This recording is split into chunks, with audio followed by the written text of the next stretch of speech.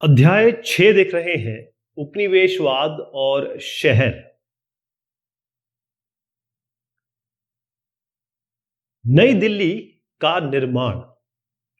अब 1803 की बात मैं कर रहा हूं। यहां पर क्या हुआ, जो ब्रिटिशर्स हैं इन्होंने मराठाओं को हराया और उसके बाद दिल्ली पे कब्जा किया या नियंत्रण कर लिया। अब यह ध्यान रखिएगा कि अभी भी जो ब्रिटिशर्स हैं उनकी राजधानी या कैपिटल कलकत्ता ही थी। काफी बाद में ये दिल्ली बनेगी, अभी बताऊंगा कब बनेगी। तो हुआ ये कि जो दिल्ली का लाल किला है उसमें मुगल बादशाह उनको रहने की इजाजत मिल रखी थी कि भाई आप रहिए, इसमें कोई ऐसी बात नहीं है। अब आप देखिए कि जो हमको आज न्यू दिल्ली दिखाई देता है ये कब बना है। इसकी शुरुआत ही 1803 की बात मैं कर रहा हूं, इसकी शुरुआत ही केवल 1911 में हुई है। और तब हुआ जब दिल्ली यहां ब्रिटिश भारत की राजधानी कलकत्ता के द्वारा या कलकत्ता को हटा के बनाई गई। अब दिल्ली जब बनी तब इसका असली निर्माण हुआ। तो दिल्ली का एक बहुत बड़ा इतिहास है, बहुत बड़ा एक पास्ट है। होता यह था कि मैं आपको मद्रास, मुंबई या कलकत्ता के बारे में बताऊं। यह मद्रास की एक काली बस्ती है, कालों की बस्ती है। तो होता यह था, चाहे मैं आपको मद्रास के बारे में कहूं या बंबई के बारे में कहूं, ये सारी प्रेसिडेंसी है, ये सारी प्रेसिडेंसीज थी अंग्रेजों की। चाहे आप कलकत्ता की बात करें, तो ये जो सारी की सारी हैं, यहां पर अंग्रेज अलग और इंडियंस अलग, ब्रिटिशर्स अलग रहते थे और बाकी भारतीय अलग रहते थे, उनकी बस्तियां अलग होती थी। तो दिल्ली कुछ जो एक्चुअल जो कॉलोनियल आप कहें कि शहर थे, कॉलोनियल आप सिटी कह लें, उनकी तरह नहीं था।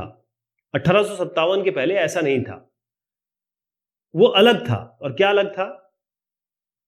क्योंकि बाकी जगह तो काले गोरे अलग अलग रहते थे।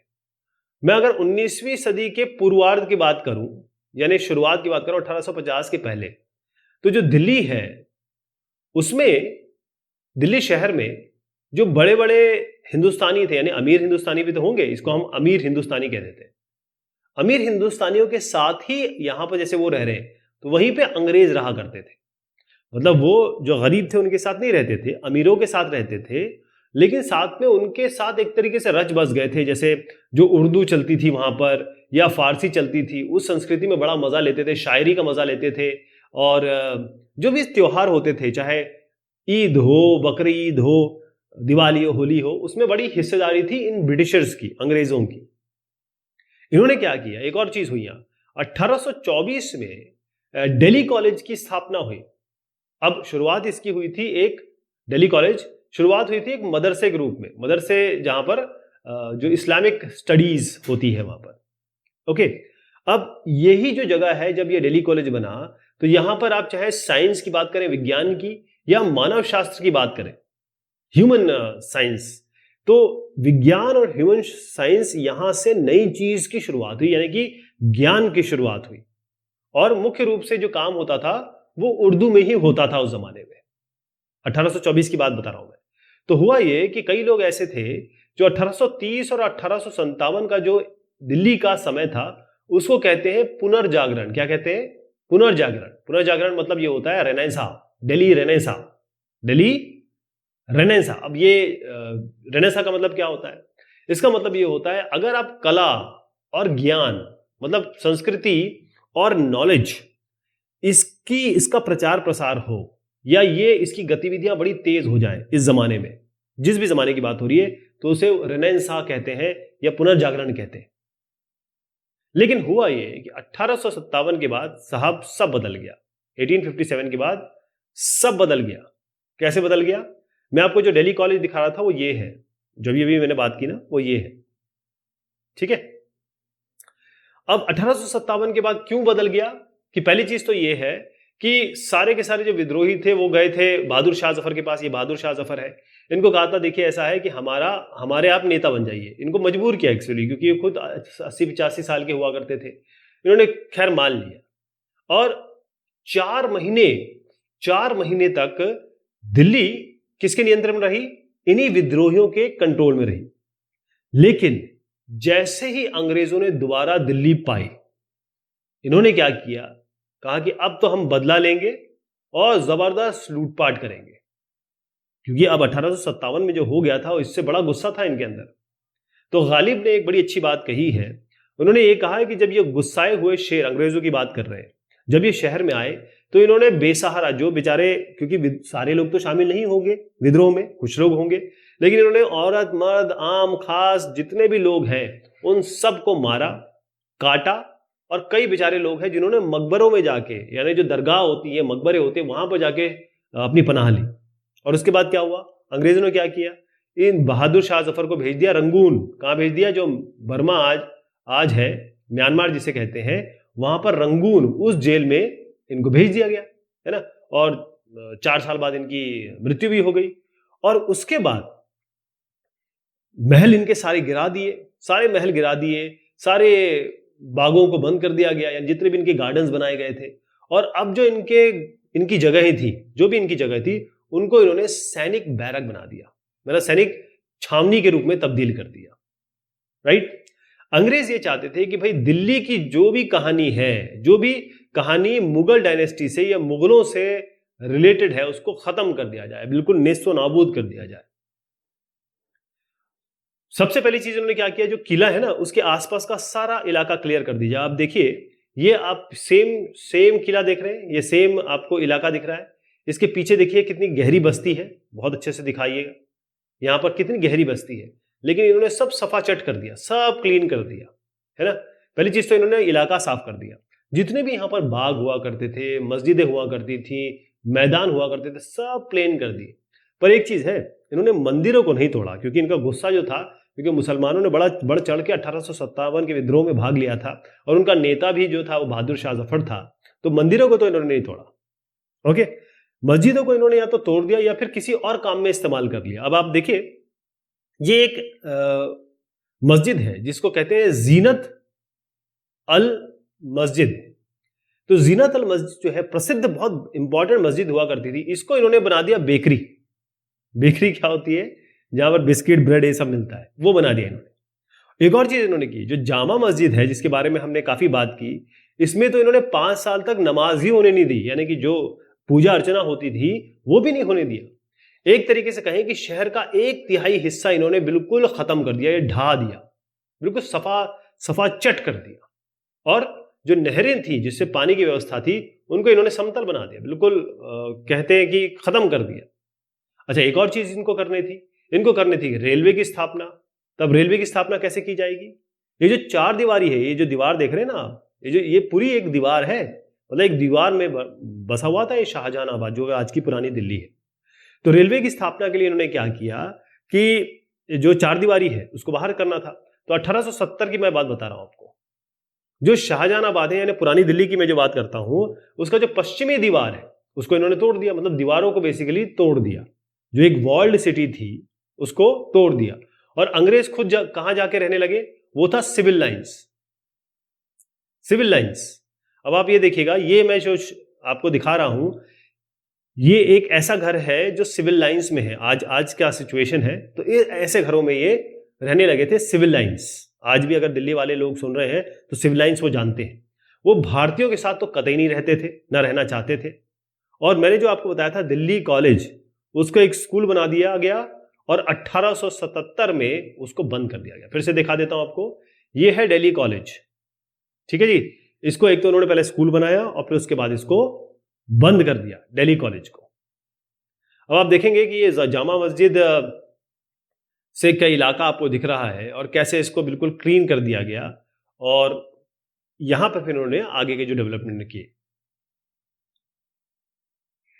अब एक नई राजधानी की योजना बनने लगी। क्यों? क्योंकि अब तो नई राजधानी क्या है, दिल्ली। और आपको याद होगा, मैंने पहले बताया था कि दिल्ली बहुत बाद में राजधानी बनी है, क्योंकि अंग्रेजों की या कहें ईस्ट इंडिया कंपनी की जो राजधानी थी वो कलकत्ता थी। कोलिकाता, आज का कोलकाता, और बीच का कैलकटा, राइट। मैं आपको जो बताना चाहता हूं वो ये है कि 1857 की बगावत हुई। उसके बाद इनको ये पता चल गया था कि भाई अब बगावत जो हुई किसके कारण हुई। इनका दिमाग में यही था कि भाई बहादुर शाह जफर ने की है, या कहें मुगल जो सम्राट है, मुगल एम्परर, उसने की है। उसके कहने पे की गई है या उसने इसका नेतृत्व किया।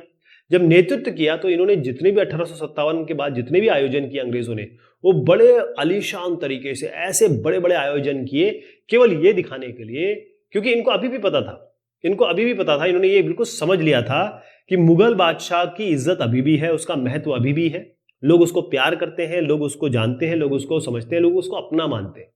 तो ब्रिटिशर्स अगर आना चाहें तो उनको बड़े बड़े आयोजन करके दिखाना पड़ेगा कि ये मुगल एम्परर जो है वो खत्म हो चुका है, मुगल डायनेस्टी खत्म हो चुकी है। जैसे एग्जांपल देता हूं, 1857 की मैं बात कर रहा हूं आपसे, 1877 की बात कर रहा हूं। ये है वायसराय लिटन। कौन साहब है ये? वायसराय लिटन। तो इन्होंने जो रानी विक्टोरिया है, ये है रानी क्वीन विक्टोरिया। ये जो क्वीन विक्टोरिया है, इनको भारत की जो मल्लिका है, भारत की एम्प्रेस क्वीन, ये घोषित कर दिया। तो इसके लिए इन्होंने एक बहुत बड़ा एक आलीशान दरबार मतलब एक आयोजन किया, बहुत बड़ा आयोजन किया। ध्यान रखिए 1877 की बात हो रही है, अभी भी दिल्ली राजधानी नहीं है। क्या राजधानी है? कलकत्ता है। लेकिन इसके मायने थे, इसको दिखाने के मायने ये थे कि भाई लोगों को बताया जाए कि मुगल बादशाहियत खत्म हो चुकी है।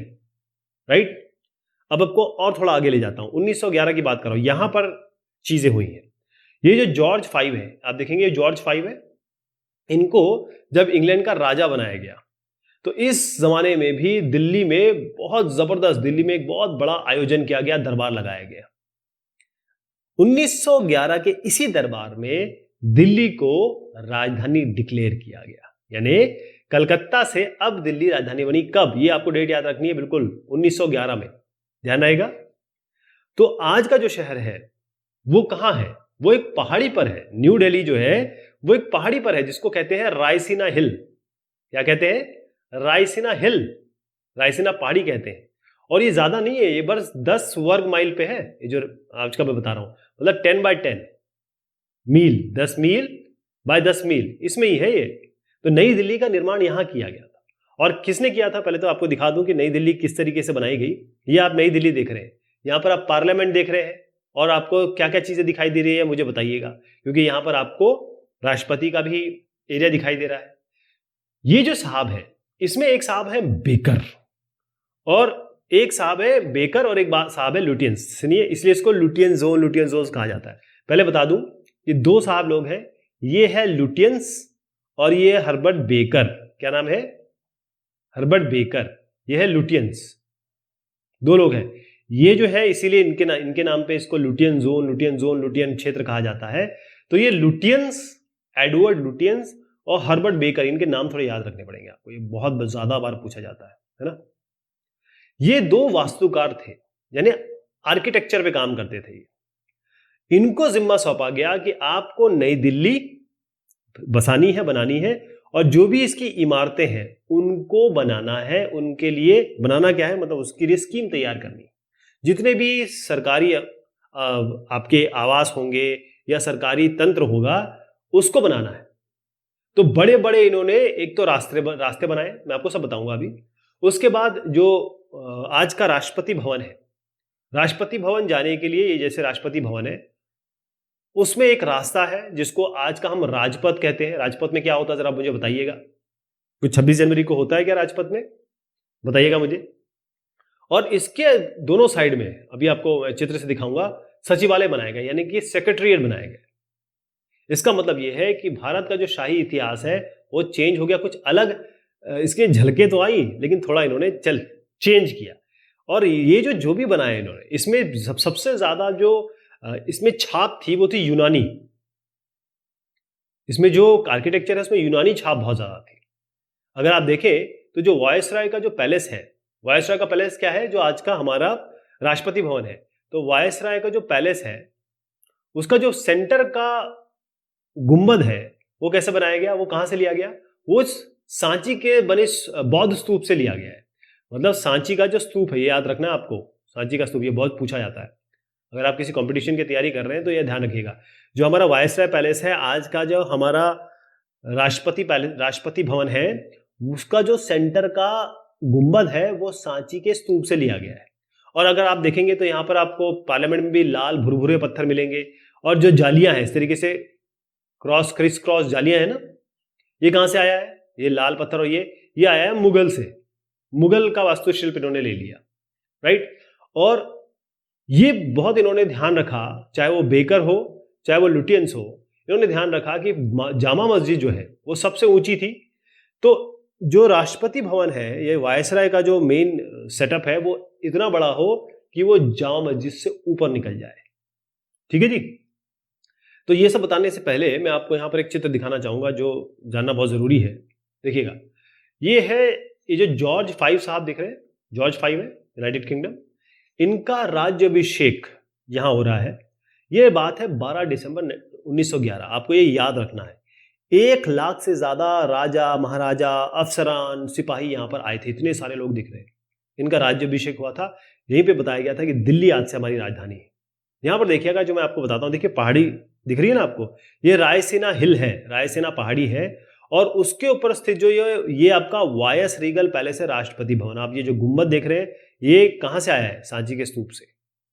ये इस तरीके से एडवर्ड लुटियंस और हर्बर्ट बेकर, इन्होंने इसका डिजाइन तैयार किया है। अब मैं आपको ले जाता हूं यहां पर, कहां पर? असली जगह जिसकी बारे में बात की है। खैर, पार्लियामेंट हाउस तो सबको पता है, ये है हमारा राष्ट्रपति भवन। ये जो रास्ता है आपका, ये वाला, ये है जिसको मैं राजपथ बता रहा हूं आपको, किंग्सवे पाथ जो है, ये राजपथ है। और यहीं पे हमारी 26 जनवरी में कुछ होता है, मुझे जरूर बताइएगा। ये आपका नॉर्थ ब्लॉक है, यहाँ एक चर्च ऑफ रिडेम्पशन है, और इधर पार्लियामेंट हाउस है। उसके आसपास देखिएगा क्या है, इस रोड के इधर Hyderabad house, Bikaner house, Baroda house, ऐसे आगे बढ़ते चले जाएंगे। यहाँ पर आपका इंडिया गेट है, बहुत सारे लोग इसको देखने आते हैं, बहुत अच्छा सुंदर है और बहुत शानदार बनाया है, मानना पड़ेगा। मतलब चाहे अंग्रेजों से कितनी भी नफरत हो, बनाया तो उन्होंने अच्छा है, बेहतरीन बनाया है। यहाँ पर सेंट्रल सेक्रेटरीट है, यहाँ तक मेट्रो आती है। तो इस तरीके का जो डिजाइन है वो किन्होंने तैयार किया? इन 2 साहब लोगों ने, राइट। अब ये कोशिश इनकी रही कि भाई ऐसा है कि जामा मस्जिद से ऊपर हमें बनाना है, तो नई दिल्ली का पूरा निर्माण कितने साल लग गए? ये याद रखना आपको, 20 साल लगे। वो ऐसा एक शहर बनाना चाहते थे जो पुरानी दिल्ली, या कहें जो शाहजहानाबाद बनाया गया था, उससे बिल्कुल अलग हो। क्योंकि पुरानी दिल्ली और शाहजहानाबाद में बहुत भीड़ भाड़ है, एक तो भीड़ भरे मोहल्ले हैं, बहुत छोटी छोटी संकरी पतली पतली गलियां हैं। ऐसा तो नहीं होना चाहिए था। जो नई दिल्ली है उसमें वो चाहते थे बिल्कुल सीधी सड़क हो, बड़े बड़े मकानात हो, और ये साफ शहर हो, स्वच्छ शहर हो, बिल्कुल क्लीन हो। एक तो यहाँ पे जो पानी आए, मतलब जो जलापूर्ति है, वाटर सप्लाई बहुत अच्छी होनी चाहिए। जो गंदगी है उसका निकास, जिसे हम वेस्ट मैनेजमेंट कहते हैं, वो बहुत जबरदस्त होना चाहिए। और जो नालियां हैं उनकी व्यवस्था प्रॉपर हो। ठीक है। दूसरी चीज एक और ध्यान दिया गया है कि आप जब जाएंगे नई दिल्ली तो देखेंगे ये बहुत हरा भरा है, हर जगह आपको पेड़ दिख जाएंगे, तो एक हरा भरा इसको बनाया जाए। बड़े बड़े इन्होंने पार्क बनाने की व्यवस्था की। और पार्क इसलिए, पेड़ इसलिए, क्योंकि इनको चाहिए थी ताजी हवा। ताजी हवा तो सबको चाहिए, और ताजी हवा यानी कि ऑक्सीजन, बेसिकली ऑक्सीजन चाहिए था। तो इस तरीके की व्यवस्था इन्होंने बनाई गई। तो यहाँ वायसराय हार्डिंग साहब ने भी कुछ कहा है, और जो वास्तुकार मैंने हर्बर्ट बेकर बताया, उन्होंने भी काफी सारी चीजें कही, वो आप यहां पर देखेंगे। लेकिन असली कहानी ये है। अब विभाजन के समय जीवन कैसा था, इसको जानना बहुत जरूरी है। मैं आपको पहले यहां ले जाता हूं। देखिए, हुआ ये कि जब विभाजन हुआ, यानी हिंदुस्तान पाकिस्तान जब बना, और ये अंग्रेजों की ही चाल थी, मैं आपको पहले बता दूं। हुआ ये कि ये जो हरा इलाका आप देख रहे हैं, ये सारा का सारा ये पाकिस्तान बना दिया गया। ये जो है इसको भी पाकिस्तान बना दिया गया। इसको कहा गया वेस्ट पाकिस्तान, इसको कहा गया east Pakistan, north south east west, मतलब उत्तर दक्षिण पूर्व। ये पूर्वी पाकिस्तान और ये पश्चिमी पाकिस्तान। पहले ध्यान रखिए, पहले कोई बांग्लादेश नाम का देश नहीं था। जब हमारा विभाजन हुआ तो ये और ये दोनों ही पाकिस्तान थे। हिंदुस्तान ये हो गया, पूरा इंडिया ये हो गया। अब बीच में जो है ये जो प्रिंसली स्टेट है, चाहे हैदराबाद ले या फिर आप यहां पर देखिए कला, तो ये दोनों के दोनों जब पार्टीशन हुआ था, ये अब इनको इंडिपेंडेंस या फिर ऑटोनॉमी दी गई थी, लेकिन फाइनली इसको एनेक्स कर लिया गया, हिंदुस्तान ने ले लिया, और ये कलात है इसको पाकिस्तान ने ले लिया। तो ये तो बात खत्म हो गई। हुआ ये कि ये जो आप एरो देख रहे हैं, तो जब आप पार्टीशन करेंगे तो लोग इधर से इधर आएंगे और इधर से इधर आएंगे। यहां पर भी ऐसे हुआ, लोग यहां से यहां आएंगे, लोग यहां से यहां जाएंगे। इस तरीके से तो आना जाना हुआ। इसलिए पंगे चल रहे हैं अभी कि भाई यहाँ पर लोगों को बांग्लादेशी दिख रहे हैं, यहाँ पर लोगों को बंगाली दिख रहे हैं, यहाँ पर लोगों को पाकिस्तानी दिखते रहते हैं। उसका कारण यही है कि भाई आप बॉर्डर है, यहाँ पर तो रोटी बेटी का रिश्ता है ना। किसी ने नहीं सोचा था कि यहाँ पर बॉर्डर आ जाएगा। ओके, तो हुआ ये कि मुस्लिम्स जो है वो ग्रीन मुस्लिम्स पाकिस्तान की तरफ गए, वहां के हिंदू इस तरफ आए, और खास तौर पे जो इस इलाके पे वो आके बसे, इनकी बात हम बाद में करेंगे, यहाँ की बात करते हैं। शुरुआत की बात बताता हूं कि 1947 में हमारा विभाजन हुआ, जो कि बहुत ही ज्यादा दुखदाई घटना थी हमारे लिए, जिसने आज का जो पाकिस्तान और हमारा प्रॉब्लम शुरू किया वो यही सब शुरू हुआ है। अंग्रेज करके चलेगा और हम आज भी लड़े जा रहे हैं, है ना। तो हुआ ये कि बड़ी अफरा तफरी का मामला हुआ, इधर भी, यहाँ के लोग इधर गए, विस्थापन हुआ, यहाँ के लोग इधर आए। अब इससे क्या हुआ कि जो दिल्ली की राजधानी है ये बड़ी जबरदस्त बढ़ गई। अब दिल्ली की जब आप कहेंगे कि आबादी बढ़ गई या कहेंगे लोग बढ़ गए, तो क्या होगा? आबादी बढ़ेगी, लोग बढ़ेगी, तो फिर रोजगार भी बदल जाएंगे, शहर की संस्कृति भी बदल जाएगी।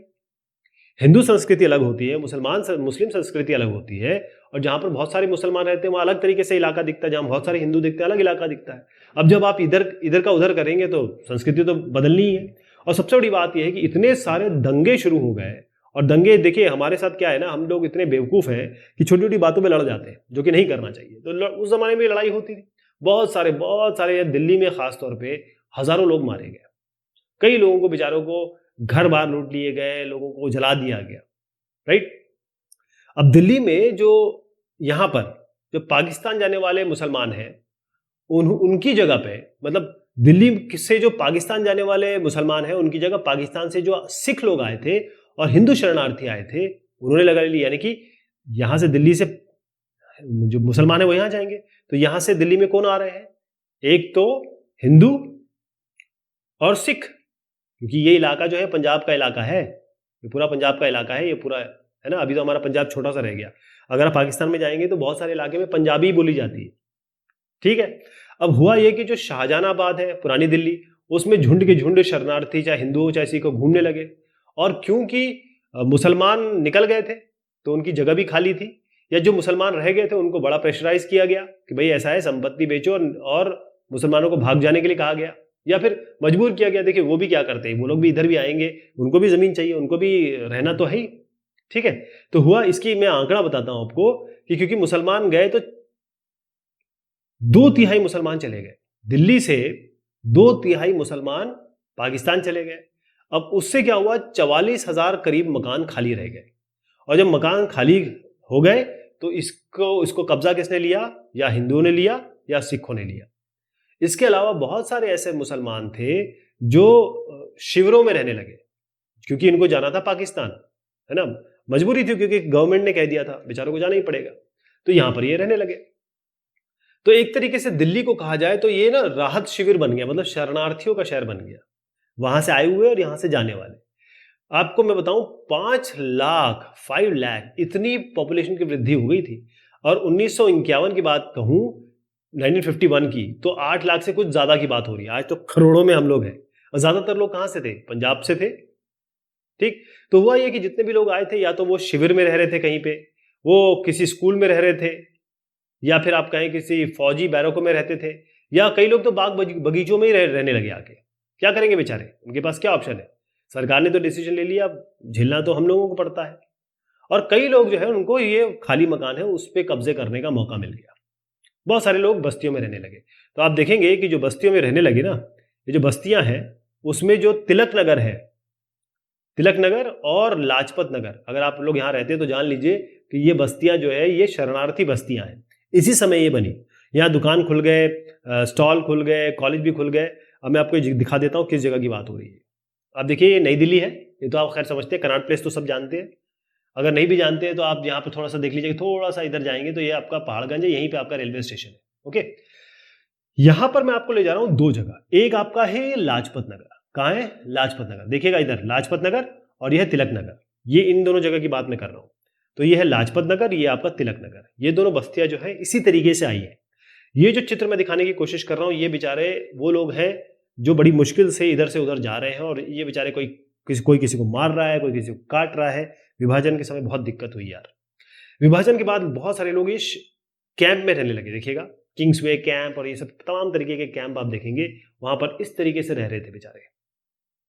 अब इसमें एक चीज ये हुई कि जो पाकिस्तान से लोग आए या हिंदुस्तान से जो चले गए, तो पाकिस्तान से जो लोग आए वो अलग उनकी कहें कि रोजगार था, अलग काम वो करते थे।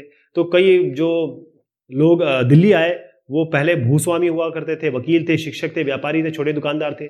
यहाँ से जो लोग गए वो कारीगर थे, व्यापारी थे, मजदूर थे, यानी कि कारीगर, व्यापारी, मजदूर उधर चले गए और बाकी लोग इधर आ गए। और बहुत सारे लोगों ने यहाँ पर आके नया अपना रोजगार अपनाना ही पड़ा, उनको नया रोजगार वो बेचारों को करना ही पड़ा। और पंजाब से जो टोलियां आ रही थी, बड़ी बड़ी जो टोलियां, उससे क्या हुआ कि आप देखेंगे दिल्ली में आपको पंजाबी टच बड़ा मिलेगा। तो जब आप भोजन देखें, खाने का, पहनावा, कपड़ा या फिर कला, ये सारी जो चीजें हैं वो सब की सब, क्योंकि दिल्ली में पहले उर्दू चला करती थी, उर्दू पे भारी पड़ गई और उर्दू ऑलमोस्ट खत्म हो गई। एक तरीके से समझ लीजिए कि नई कला, नई संस्कृति, जो पंजाबी टच जिसमें आया, उसकी शुरुआत हुई। कहां पर? दिल्ली में। अब पुराने शहर के भीतर क्या हो रहा था, अब हम फिर से आपको ले जाएंगे शाहजहानाबाद, लेकिन वो बात करेंगे हम अगली बार। तब तक के लिए शुक्रिया, मेहरबानी आप सबकी।